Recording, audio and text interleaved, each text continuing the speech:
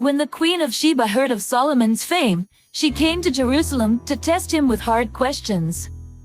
Arriving with a very great caravan, with camels carrying spices, large quantities of gold, and precious stones, she came to Solomon and talked with him about all she had on her mind. Solomon answered all her questions. Nothing was too hard for him to explain to her. When the Queen of Sheba saw the wisdom of Solomon, as well as the palace he had built, the food on his table, the seating of his officials, the attending servants in their robes, the cupbearers in their robes, and the burnt offerings he made at the temple of the Lord, she was overwhelmed. She said to the king, "The report I heard in my own country about your achievements and your wisdom is true. But I did not believe what they said until I came and saw with my own eyes. Indeed, not even half the greatness of your wisdom was told me. You have far exceeded the report I heard. How happy your people must be! How happy your officials, who continually stand before you and hear your wisdom. Praise be to the Lord your God, who has delighted in you and placed you on his throne as king to rule for the Lord your God.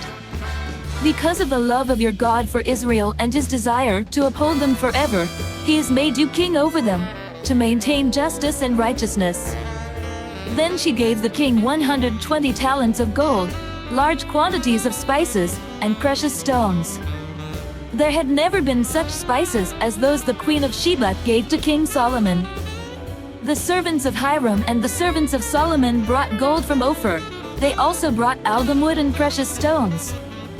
The king used the algum wood to make steps for the temple of the Lord and for the royal palace, and to make harps and lyres for the musicians. Nothing like them had ever been seen in Judah. King Solomon gave the Queen of Sheba all she desired and asked for. He gave her more than she had brought to him. Then she left and returned with her retinue to her own country. The weight of the gold that Solomon received yearly was 666 talents, not including the revenues brought in by merchants and traders. Also, all the kings of Arabia and the governors of the territories brought gold and silver to Solomon. King Solomon made 200 large shields of hammered gold. 600 shekels of hammered gold went into each shield. He also made 300 small shields of hammered gold, with 300 shekels of gold in each shield. The king put them in the palace of the forest of Lebanon. Then the king made a great throne covered with ivory and overlaid with pure gold. The throne had 6 steps, and a footstool of gold was attached to it.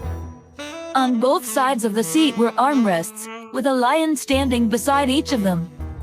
12 lions stood on the 6 steps, one at either end of each step. Nothing like it had ever been made for any other kingdom. All King Solomon's goblets were gold, and all the household articles in the palace of the forest of Lebanon were pure gold.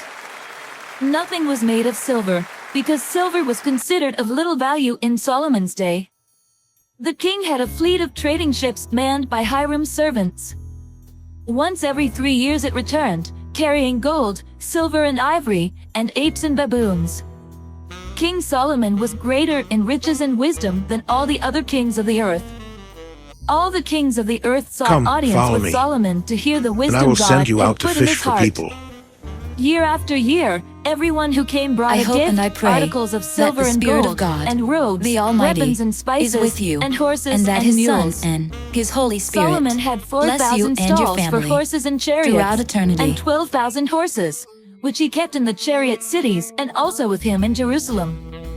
He ruled over all the kings from the Euphrates River to the land of the Philistines, as far as the border of Egypt. The king made silver as common in Jerusalem as stones, and cedar as plentiful as sycamore fig trees in the foothills. Solomon's horses were imported from Egypt and from all other countries. As for the other events of Solomon's reign, from beginning to end, are they not written in the records of Nathan the prophet, in the prophecy of Ahijah the Shilonite, and in the visions of Iddo the seer concerning Jeroboam son of Nebat? Solomon reigned in Jerusalem over all Israel 40 years. Then he rested with his ancestors and was buried in the city of David his father. And Rehoboam his son succeeded him as king. Come, follow me, and I will send you out to fish for people. I hope and I pray that the Spirit of God, the Almighty, is with you, and that His Son and His Holy Spirit bless you and your family throughout eternity.